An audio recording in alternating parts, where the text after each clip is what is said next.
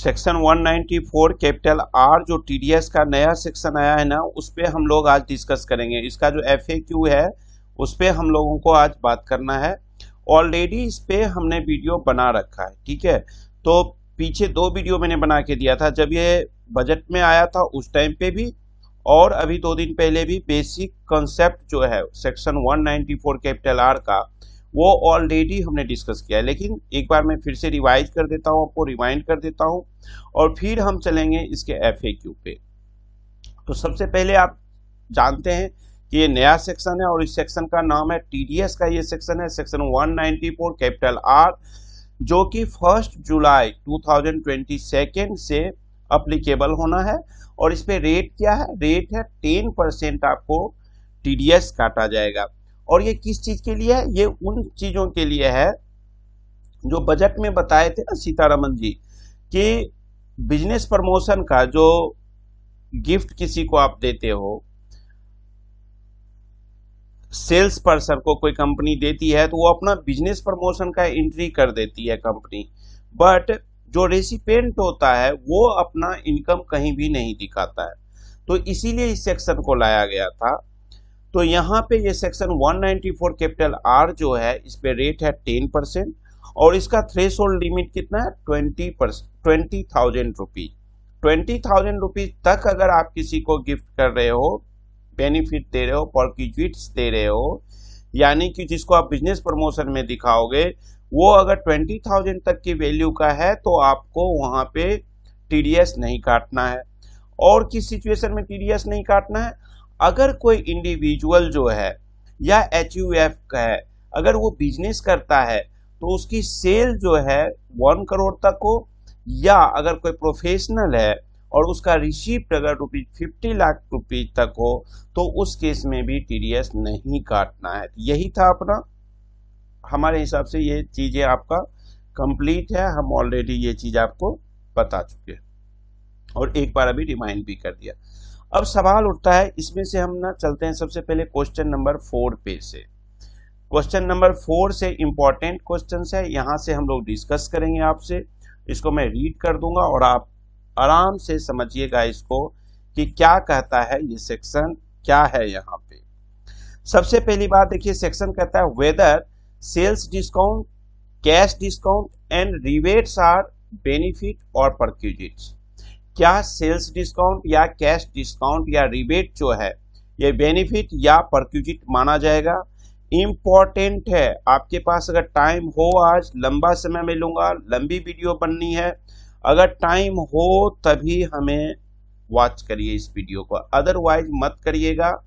ये इंपॉर्टेंट है, अगर कोई बिजनेसमैन है, कोई प्रोफेशनल है, और स्टूडेंट्स के लिए भी बहुत इंपॉर्टेंट है। एग्जाम्स में पूछा जा सकता है ये क्वेश्चन, क्योंकि नया सेक्शन है, ठीक है।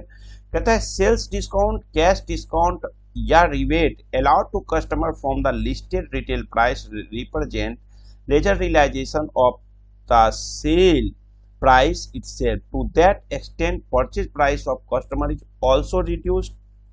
हमारा सवाल था कि क्या सेल डिस्काउंट, कैश डिस्काउंट और रिबेट बेनिफिट परक्विजिट्स माना जाएगा?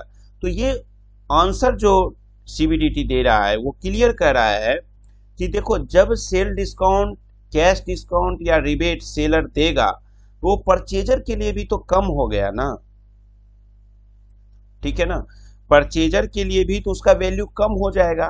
तो लॉजिकली अगर आप इसको देखोगे, इस पूरे को पढ़ोगे, तो यहां पे इसने कहा कि to remove such difficulty it is clarified that no tax is required to be deducted under section 194 capital R of the act on sales discount, cash discount and rebates allowed to customer. यानी कि इन्होंने कह दिया कि जो difficulty आपको आ रही थी, जो ये समझने में आपको दिक्कत आ रही थी कि भैया इसमें मैं क्या करूं, यहाँ पे क्या मुझे टीडीएस काटना है सेक्शन 194 कैपिटल आर में कि नहीं, सेल डिस्काउंट में देने पे, ट्रेड डिस्काउंट देने पे, या कैश डिस्काउंट या रिबेट देने पे। तो कहा कि सीबीडीटी ने क्लियर कर दिया कि नहीं, आपको सेक्शन 194 कैपिटल आर में नहीं काटना है टीडीएस। क्यों? क्योंकि अगर सेल डिस्काउंट दिया जाता है तो परचेजर को क्या बेनिफिट हुआ? कुछ भी बेनिफिट नहीं हुआ, तो इसलिए नहीं काटा जाएगा। चलिए यहाँ क्लियर। नेक्स्ट आते हैं, अब कहता है कि एक अलग सिचुएशन लेते हैं। इस सिचुएशन के लिए ना मैं आपको क्या करता हूं, इस सिचुएशन को समझाने के लिए मैं लेके चलता हूं आपको वर्ड के फाइल पे, ठीक है, ताकि मैं वहां पे आपको सही से समझा सकूं। ये हम लेते हैं और हमने किया वर्ड के फाइल पे इसको पेस्ट। अब आते हैं, समझते हैं इजली। यहां पे ध्यान से समझिएगा। कहता है there could be another situation where a seller is selling its item from its stock in trade to a buyer. The seller offers 2 items free with purchase of 10 items. मान लेते हैं हम, यहां पे आइए, अब हम एक अलग एग्जांपल यहां लेते हैं कि सेलर माल को सेल कर रहा है परचेजर के पास, ठीक है ना। सेलर जब परचेजर को बेचता है तो ये क्या कहता है, सेलर ध्यान से समझिएगा, 10 आइटम क्या पैसा लेगा, लेकिन माल कितना देगा, 12 आइटम। ये आप देखते होंगे दुकान में खूब होता है, दबा के होता है। सेलर ने कहा कि मैं मतलब माल दूंगा, गुड्स दूंगा 12 आइटम्स, और आपसे पैसा कितने का लूंगा, और मनी कितना लेगा इससे, 10 आइटम्स का। ध्यान से समझिएगा इस एग्जांपल को। The seller offers 2 items free with purchase of 10 items, ठीक है। 10 आइटम आप खरीदिए, 2 आइटम मैं उसके साथ फ्री दूंगा।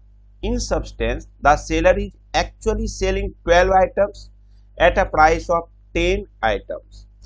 रियल बात क्या है कि सेलर क्या कर रहा है, माल तो 12 बेच रहा है, लेकिन प्राइस वो कितना ले रहा है, 10 आइटम्स का ले रहा है। अब हम मान लेते हैं कि एक आइटम का कीमत 12 रुपया था, ठीक है जी। प्राइस कितना का है, प्राइस जो है 12 रुपये है। अब उस हिसाब से देखिए अगर आप, तो सेलर कितना लेगा, 12 इंटू 10, 120 रुपया। सेलर परचेजर से 120 रुपया लेगा और उसको देगा कितना, 12 आइटम देगा। यानी कि इसके हिसाब से, सेलर के हिसाब से अगर आप देखिए, अगर वो 2 आइटम्स को फ्री वाला हटा देते हैं तो 10 रुपये का सेल पड़ा। अब परचेजर भी जो परचेज कर रहा है, in this case the selling price for the seller would be ₹120 for 12 items.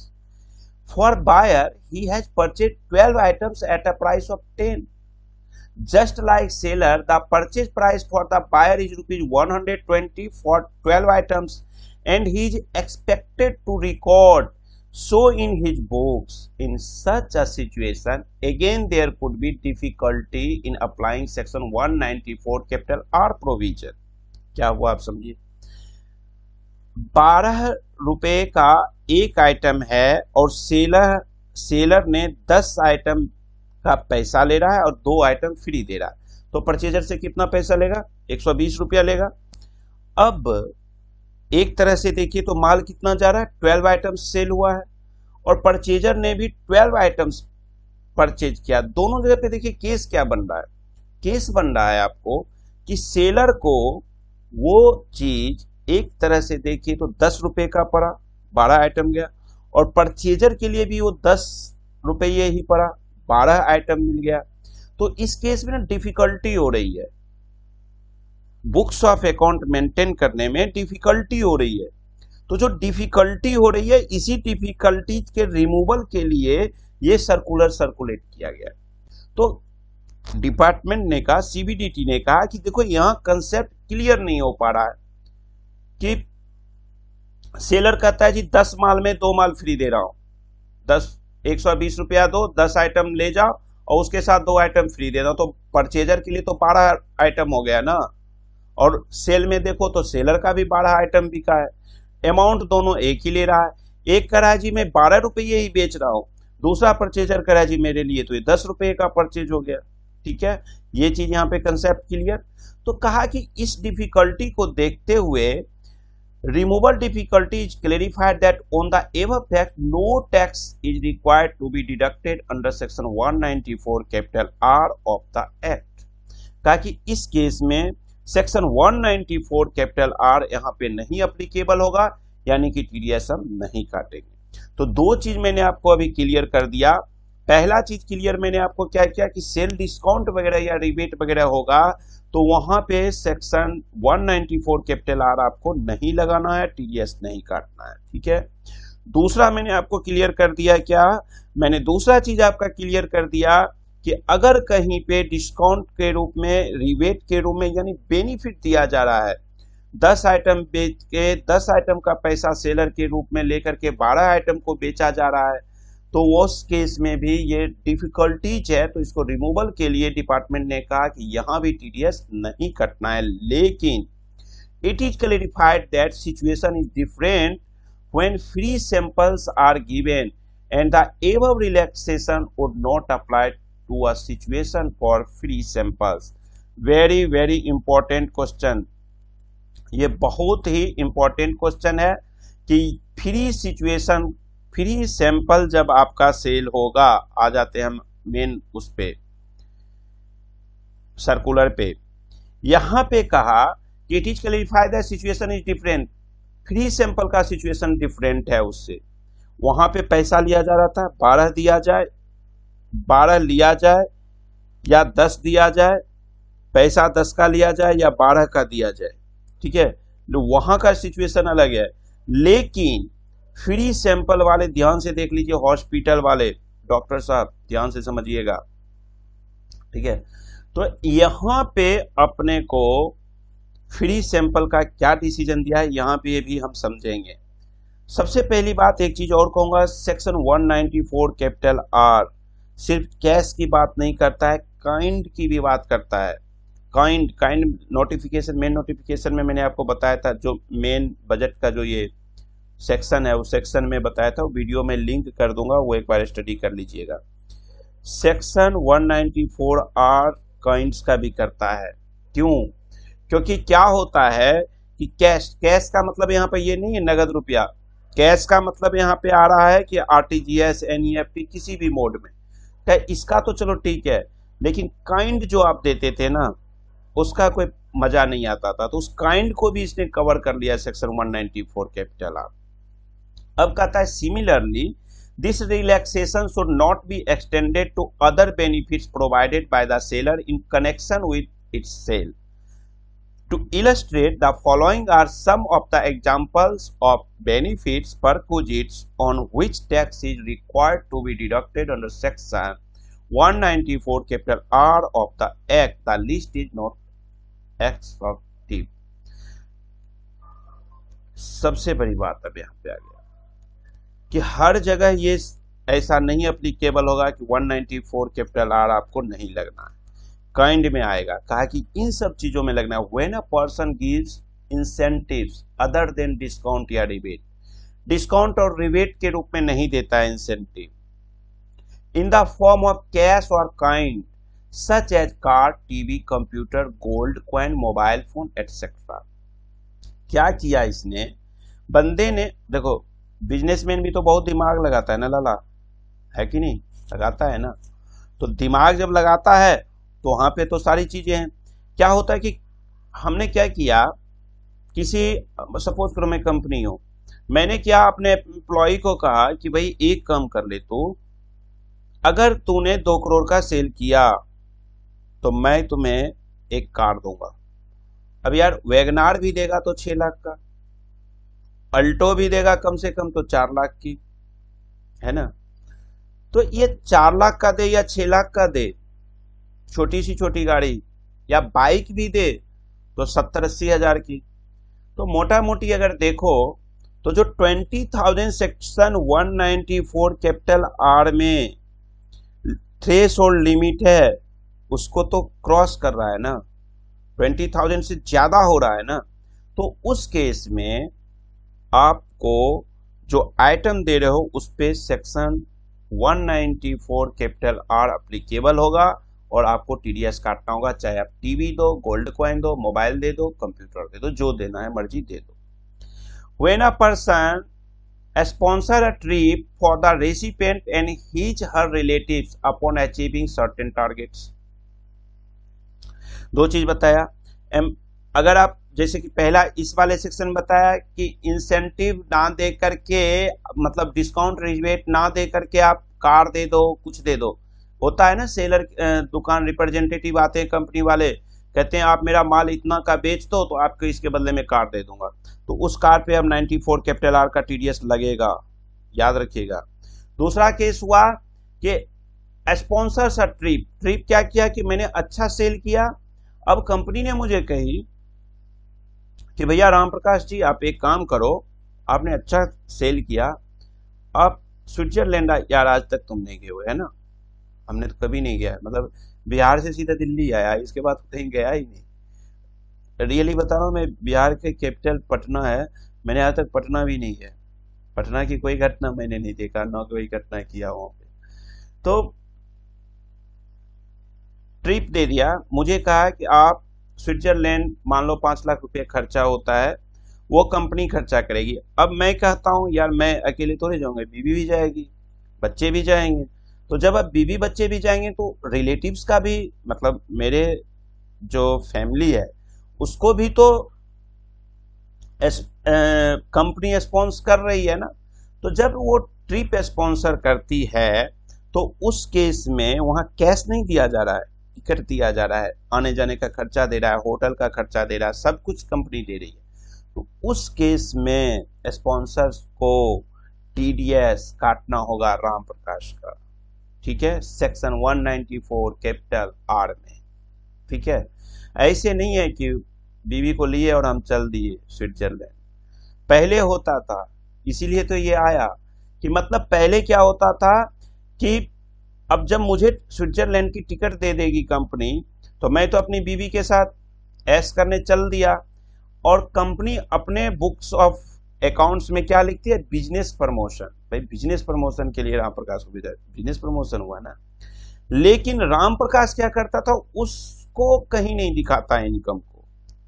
अब क्या होगा, जब 20,000 से ज्यादा स्विट्जरलैंड में जाऊंगा तो अच्छा पैसा लगेगा, तो यहां पे जब मेरा टीडीएस कटेगा तो वो टीडीएस मेरे 26 एएस में आएगा, और जब 26 एएस में मेरा टीडीएस आया तो मैं इसे छिपा नहीं पाऊंगा इनकम टैक्स। नेक्स्ट कहता है when a person provide free ticket for an event. किसी इवेंट के लिए मुझे फ्री टिकट दिया जाता है और वो 20,000 रुपीज से ज्यादा होता है तो यहाँ भी टीडीएस कटेगा। When a person gives medicine sample free to medical practitioners. Important point, इस सेक्शन का सबसे इंपॉर्टेंट पॉइंट यह है कि अगर किसी मेडिकल प्रैक्टिशनर्स यानी कि डॉक्टर को कोई मेडिकल रिप्रेजेंटेटिव अगर सैंपल, फ्री सैंपल देता है मेडिकल का, दवाई का, मेडिसिन का, तो उस पे टीडीएस अप्लीकेबल है, सेक्शन 194 कैपिटल आर। कभी नहीं सोचना कि नहीं होना है। अब इसको इन्होंने एक एग्जाम्पल से समझाया, हम उस एग्जाम्पल को रीड करेंगे, आप लोगों से पढ़ेंगे और समझेंगे।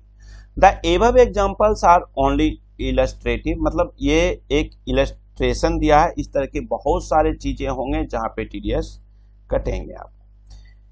It is further clarified that these benefits prerequisites may be used by owner, director, employee of the recipient entity or their relatives who is their individual capacity may not be carrying on business or exercising a profession। मतलब ये यही कह रहे हैं कि ये जो applicability है वो डायरेक्टर को, ओनर को या एम्प्लॉय को भी हो सकता है या उसके फैमिली को भी हो सकता है, चाहे वो उस इंडिविजुअल जो पर्सन है वो बिजनेस से केयरिंग कर रहा है कि नहीं केयरिंग कर रहा है, उससे कोई डिपेंड नहीं है, टीडीएस कटना है। तो ये सब चीज करें। अब हम आते हैं मेन एग्जाम्पल पर। फ्री सैंपल वाले एग्जाम्पल पे हम लोग एक बार आते हैं। अब यहाँ पे देखिए, इस सैंपल का मैं एक बार और आपका स्क्रीनशॉट लेता हूं और मैं लेके चलता हूं आपको कहां पे, मैं लेके चलता हूं वर्ड पे, थोड़ा सा अच्छा सा हम इसको समझाएंगे और आपसे बात करेंगे। ठीक है ना।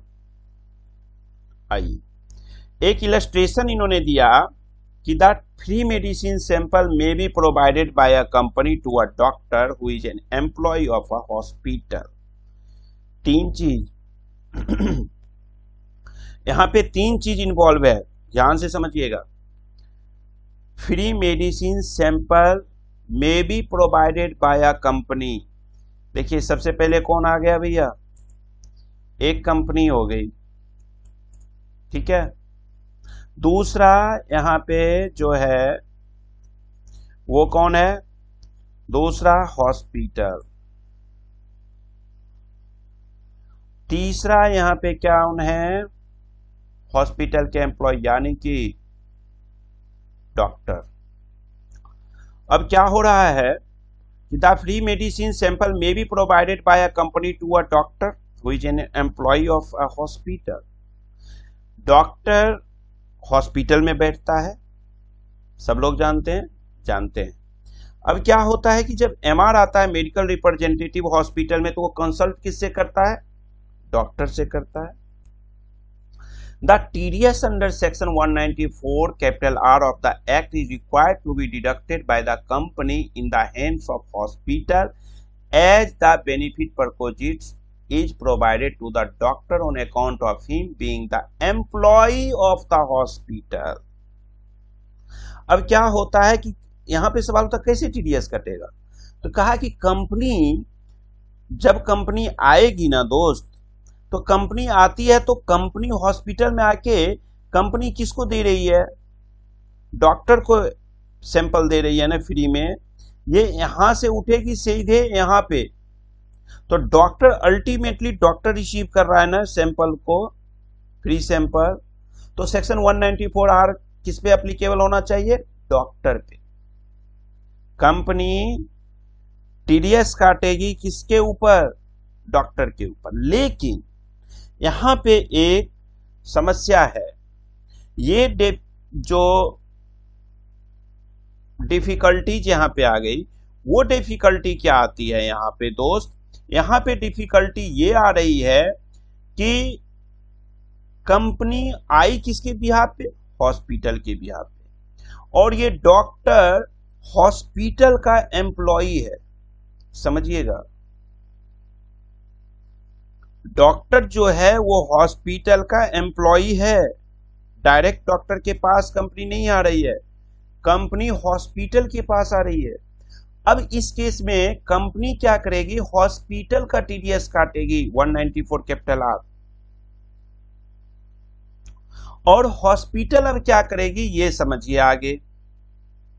Thus, in substance, the benefit purchased is provided to the hospital. The hospital may subsequently treat this benefit purchased as the purchase given to its employee if the person who used it is his employee under section 17 of the Act and deduct tax under section 192 of the Act।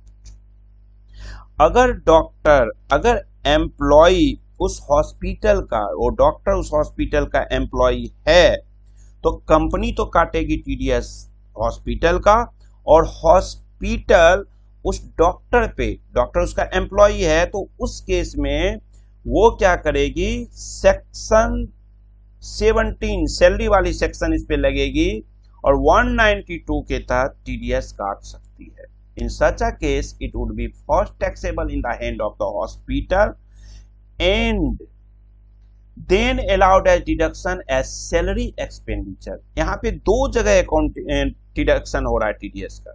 सबसे पहले ये taxable क्या हो गया, hospital के hand में, जहां पे कंपनी डिडक्ट करेगी, और हॉस्पिटल अपने डॉक्टर पे एज ए सैलरी का सेक्शन लगा के उस पे 192 में टीडीएस डिडक्ट करेगी। क्लियर है। Thus, ultimately the amount would get taxed in the hands of the employee। तो लास्ट में देखिए किसी तरह घुमा फिरा के भी डॉक्टर का ही टीडीएस कटा ना, चाहे पहले हॉस्पिटल, कंपनी ने हॉस्पिटल का किया, हॉस्पिटल ने फिर डॉक्टर किया, तो लास्ट में किसके जेब पे इफेक्ट पड़ा, जेब पे तो इफेक्ट डॉक्टर को पड़ा। तो of the act by furnishing its tax return.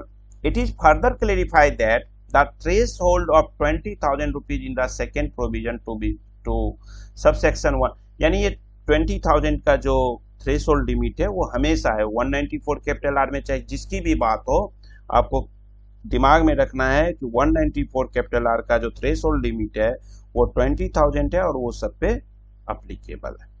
यहां के बाद अब आइए फिर हम चलते हैं इस पे,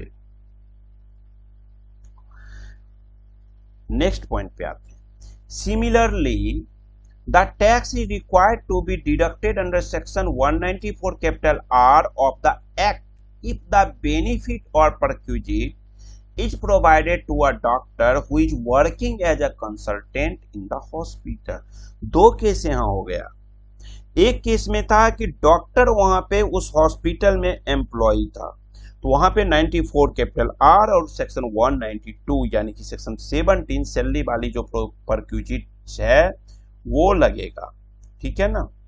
लेकिन अब केस क्या हो रहा है, जो अगली चर्चा हमारे साथ सीबीडीटी ने किया, वो सीबीडीटी कह रहे हैं कि सीबीडीटी वालों का कहना है कि अगर डॉक्टर एज ए कंसल्टेंट आता है, बहुत सारे हॉस्पिटल में एम्प्लॉय नहीं होता है डॉक्टर का फिक्स होता है कि 2 घंटे 4 घंटे 3 घंटे में आपके हॉस्पिटल में बैठूंगा और अपनी फीस लूंगा।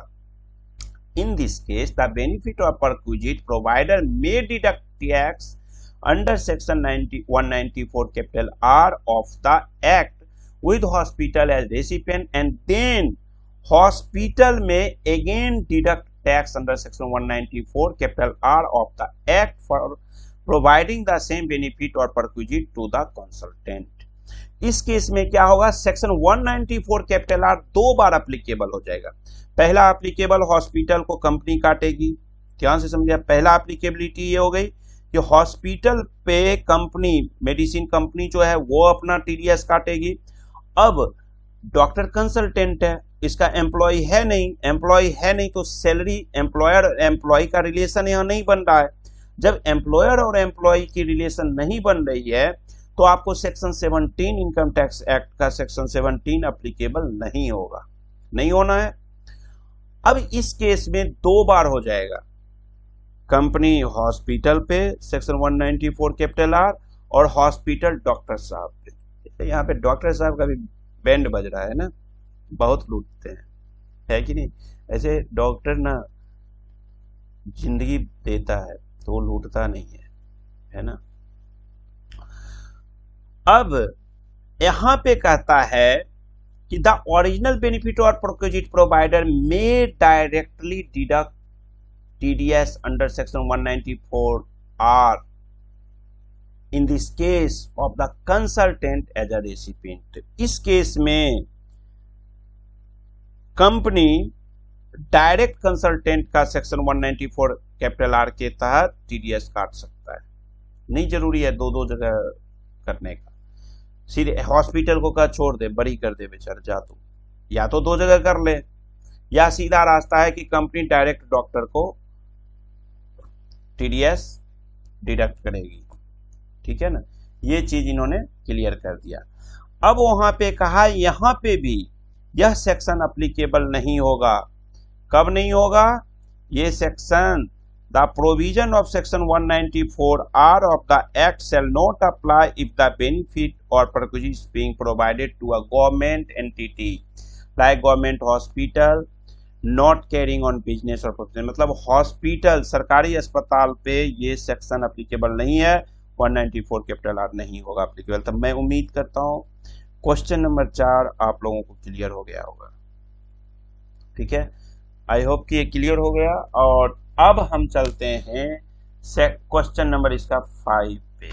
कहते हैं how is the valuation of benefit perquisite required to be carried out.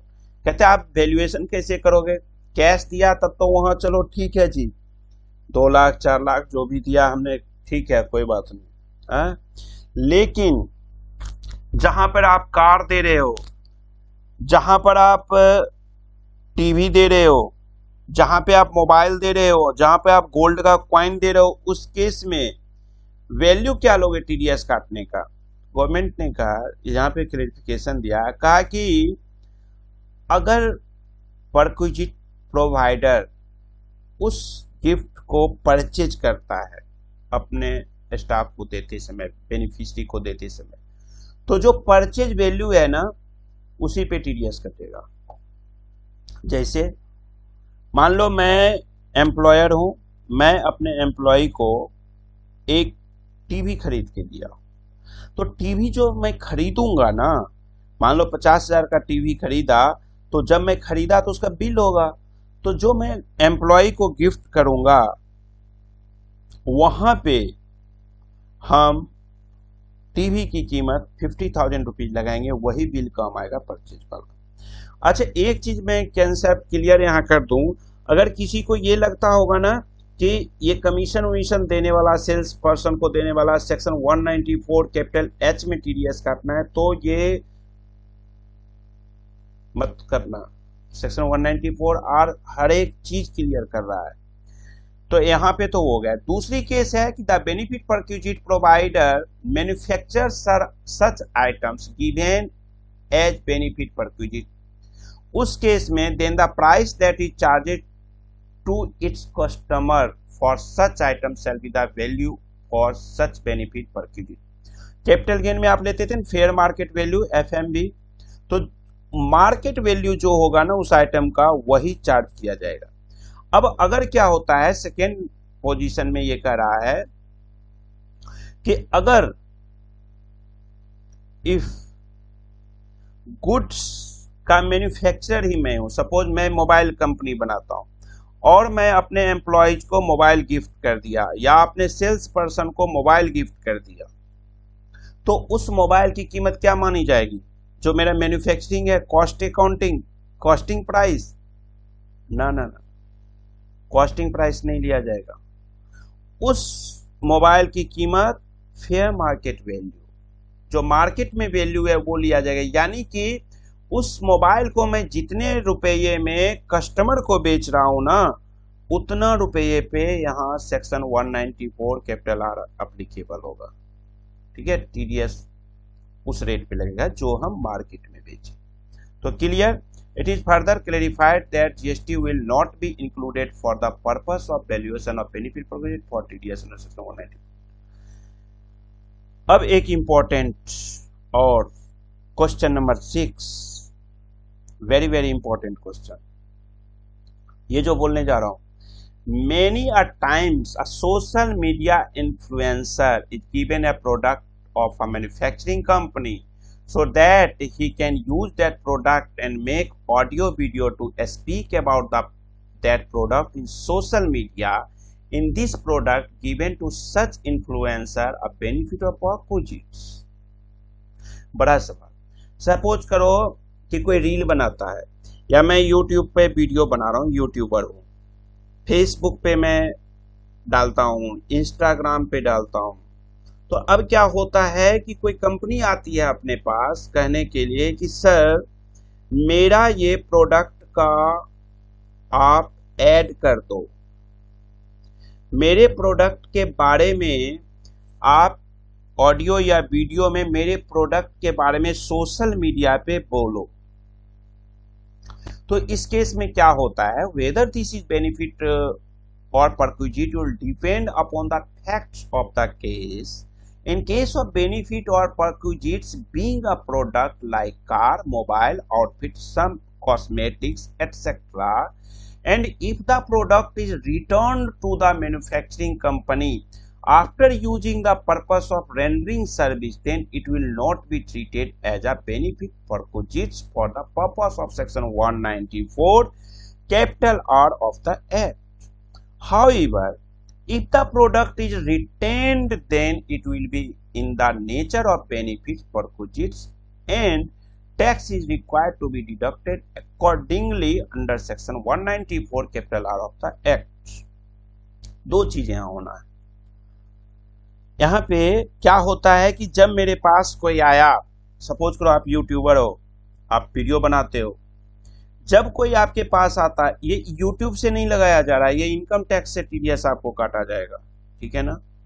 जब आपके पास कोई आता है सपोज करिए कि कोई अकाउंटिंग सॉफ्टवेयर वाला मेरे पास है, वो कहा भाई राम प्रकाश जी आप एक काम करो, आप अपने चैनल पे हमारे सॉफ्टवेयर के बारे में बताओ। तो उसका दो काम होगा। मान लीजिए कि वो सॉफ्टवेयर एक लाया और मुझे दे दिया, मैंने क्या किया, उस सॉफ्टवेयर के बारे में, उस सॉफ्टवेयर के बेनिफिट्स मैंने आपके बोल दिया, ठीक है, मैंने अपनी वीडियोज में बोल दिया, दिखा दिया लोगों को, और फिर उस सॉफ्टवेयर को मैंने मैन्युफैक्चरर को रिटर्न कर दिया। तो उस सेक्शन में, उस केस में सेक्शन 194 कैपिटल आर एप्लीकेबल नहीं होगा, क्योंकि मुझे बेनिफिट, मैं अपना पैसा लिया, मैं प्रोफेशनल फी चार्ज कर लूंगा, ठीक है, बट मैंने उसको यूज नहीं किया। एक केस तो ये होता है। दूसरा केस क्या होता है कि सॉफ्टवेयर वाले ने कहा कि सर आप मेरा सॉफ्टवेयर आप ले लो, आप फ्री में अपना काम करो और मेरे सॉफ्टवेयर के बारे में अपने वीडियोज में, अपने चैनल पे लोगों को अवेयर कर दो, इसका कास्टिंग कर दो। इस केस में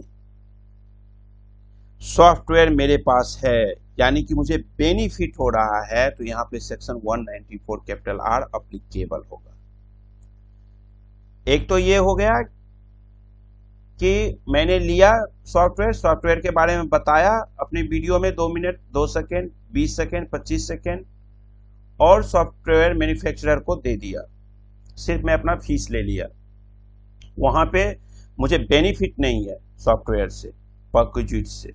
तो इस केस में अपने को सेक्शन 194 कैपिटल आर एप्लीकेबल नहीं होना है। लेकिन दूसरे केस में क्या हुआ कि सॉफ्टवेयर ही मुझे दे दिया गया, कहा कि ये 50,000 का सॉफ्टवेयर है, आप इसको यूज करो और इसके बदले में आप अपने चैनल पे इसके जो बेनिफिट्स हैं वो एक्सप्लेन कर देना, ऐड दे देना। तो वहां पे मुझे बेनिफिट हो रहा है ना, जो बेनिफिट हो रहा है, तो उस केस में सेक्शन 194 कैपिटल आर एप्लीकेबल है। क्लियर? अब एक तीसरा केस और होता है उसमें। तीसरा क्या हुआ कि बंदा आया मुझसे बात करने, जी आप अपने YouTube चैनल पे मेरा ये ऐड दे देना। मैंने कहा जी भाई ठीक है, आप अपना सॉफ्टवेयर भी मुझे दे दो, प्लस मुझे पेमेंट भी चाहिए। जो मैं बोलूंगा 30 सेकेंड के लिए, उस 30 सेकेंड के लिए मान लो मैंने 50,000 रुपये का सॉफ्टवेयर है और 50,000 रुपया मैंने चार्ज कर दिया अपना फीस, तो टोटल कितना होगा? 1 लाख रुपया। अब सेक्शन 194 कैपिटल आर यही चीज तो कहता है कि काइंड हो या कैश हो या काइंड प्लस कैश दोनों हो, तो इस दोनों केस में आप पे सेक्शन 194 कैपिटल आर एप्लीकेबल होना है। ठीक है, यहां तक क्लियर। क्वेश्चन नंबर 7, ऐसे में कहा था 4, 5, 6 तक ही रहूंगा, लेकिन अब मैं क्वेश्चन नंबर 7 पे भी चल रहा हूं, तो इसको खत्म कर लेते हैं। Question 7, whether reimbursement of out of pocket expense incurred by service provider in the course of rendering service in benefit perquisites। Pocket expense bill में देखते हो ना, लिखा रहता है सीए साहब का बिल आता होगा, तो वकील साहब का बिल आता होगा, तो कंसल्टेंट का बिल आता होगा, तो फीस, और उसके नीचे लिखा पॉकेट एक्सपेंस, है ना। कहता है any expenditure which is the liability of a person carrying out business और profession if made by the other person is in effect benefit perquisite provided by the second person to the first person in the course of business और profession. देखो यहाँ पे एक इन्होंने example भी लिया, उस एग्जाम्पल को मैं आपको क्लियर कर देता हूं। सपोज करो मिस्टर, मैं राम प्रकाश गौतम हूं, ठीक है, मैंने एक ABCD प्राइवेट लिमिटेड का काम ले लिया कि मैं आपका ऑडिट करूंगा या मैं आपका GST कंसल्टेशन देता हूं, और GST कंसल्टेशन का जो फीस है मेरा वो 5 लाख रुपया है साल का। अब वो कंपनी कहती है ABC प्राइवेट लिमिटेड कि राम प्रकाश जी ऐसा है कि मेरी कंपनी दिल्ली में भी है, मेरी कंपनी बिहार में भी है, तो आपको दिल्ली में भी देखना है और बिहार में भी देखना है। मैंने कहा ठीक है। अब अगर इस केस में मैंने टोटल फीस 5 लाख रुपया लिया एबीसी कंपनी से, तो वहां पे सेक्शन 194 कैपिटल आर अप्लीकेबल नहीं होगा, 194 जे होगा। तो 194 आर जब अप्लीकेबल नहीं होगा, क्योंकि मैं 5 लाख रुपया लिया और मान लो मुझे बिहार जाने में और दिल्ली का जीएसटी का कंसल्टेशन देने में 2 लाख रुपया एक्सपेंस भी हो जाता है, कन्वेंस में, बोर्डिंग में, मतलब खाने पीने में, आने जाने में, तो मेरा प्रॉफिट तो 3 लाख रुपया ही हुआ, मेरे जेब से गया, मैंने टोटल 5 लाख लिया। तो इस केस में 194 आर नहीं अप्लीकेबल होगा, इसमें 194 जे अप्लीकेबल होगा, ठीक है। लेकिन मैंने क्या किया, मैंने कहा कि जी साहब ऐसा है, आपका बिहार में भी एक प्रोजेक्ट है, दिल्ली में भी एक प्रोजेक्ट है, बंगाल में भी एक प्रोजेक्ट है, अपने पे कोई इफेक्ट नहीं है। मेरा फीस 5 लाख रुपया जो है वो तो साल का मैं लूंगा ही लूंगा, लेकिन जब मैं दिल्ली से बिहार, बिहार से बंगाल, बंगाल से बिहार, बिहार से फिर दिल्ली अप डाउन करूंगा, होटल खर्चा, खाने का खर्चा, आने जाने का खर्चा, ये सब मैं आपसे लूंगा, पॉकेट मनी। तो मान लो 5 लाख तो मेरा फी हुआ और 2 लाख रुपया मैंने ले लिया पॉकेट मनी के रूप में। तो इस केस में पे कौन कर रहा है, कंपनी कर रही है। जब कंपनी पे मुझे कर रही है कंसल्टेंट को, यानी कि बेनिफिट मुझे दे रही है कंपनी, परक्विजिट्स दे रही है मुझे मेरे फी के अलावा, तो उस केस में कंपनी सेक्शन 194 कैपिटल आर में जो पॉकेट मनी 2 लाख रुपया है ना, उस पे टीडीएस काटेगी। यहाँ एक चीज और क्लियर कर दूं, जो मेरा 5 लाख रुपया फीस हुआ, वहां पे वो कंपनी 194 कैपिटल जे पे टीडीएस काटेगी, यानी प्रोफेशन में, और 194 कैपिटल आर में 2 लाख रुपया पे टीडीएस कटना है पॉकेट मनी, ठीक है। तो मैं अभी 4, 5, 6, 7 ये सारे सेक्शंस खत्म कर दिया। फिर मैं एक सेशन और लूंगा, एक वीडियो और इसका बनाऊंगा, और फिर आई होप कि मैं क्लियरली आप लोगों को समझा पाऊंगा। आज बड़ी वीडियो हो गई होगी, तो इस वीडियो को यहाँ खत्म करते हैं। और अगर आपको 194 कैपिटल आर से रिलेटेड कोई भी सवाल हो, तो आप मुझे 8448610923 पे व्हाट्सएप कर दीजिएगा। व्हाट्सएप का इंडिविजुअल रिप्लाई मैं नहीं दे पाऊंगा, 2, 4, 10 क्वेश्चन होने के बाद मैं आपको एक वीडियो बना के दे दूंगा। साथ ही आप मेरे टेलीग्राम चैनल को ज्वाइन कर सकते हैं, जीएसटी अपडेट्स आरपीजी, और मेरा व्हाट्सएप ग्रुप भी है जो कि मैं लिंक दे दूंगा, उस लिंक के थ्रू आप ज्वाइन कर सकते हैं। Thank you, bye bye.